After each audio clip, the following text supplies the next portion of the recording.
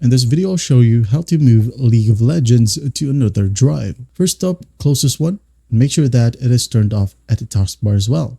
Right click on it and hit on exit. If you can't see it right here and you want to make sure that it is closed, right click on a blank space right here on your taskbar and select Task Manager.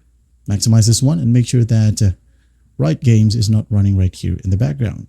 Alright, now once done, go ahead over to your File Explorer. Then local disk C, as this is usually where Riot Games are installed. Now let's go ahead over to Riot Games. Then click on League of Legends, right click on it, then hit on Cut. Alright, if you want to move it, if you just want to copy, just go ahead and hit on Copy. But as the title suggests, we're going to move it, so I'm going to hit on Cut. Now once that's done, go ahead over to the preferred drive, for example here, drive D. I'm just going to right click on a blank space, then hit on Paste. After that, let's just wait for the process to finish. As you can see here, the process is done. Next step would be to open up Riot Client. Just locate Riot Client right here on your desktop. And if you can't see it, just go ahead and go to your search bar and type in Riot Client. Alright, hit open. Now in here, go ahead over to League of Legends, click on it. And as you can see, it will require us to install.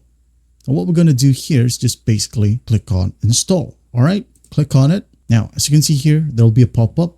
Now, what we're going to do here is just basically locate already installed right here at the very bottom. Click on it and it will open up File Explorer. So what we're going to do here is just find the drive where you have transferred the game. All right, as you can see here, I'm just going to click on League of Legends, hit OK.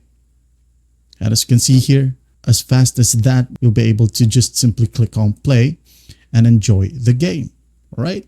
And that's the fastest way to move League of Legends to another drive. Well, I hope this video helps and I'll see you in the next one.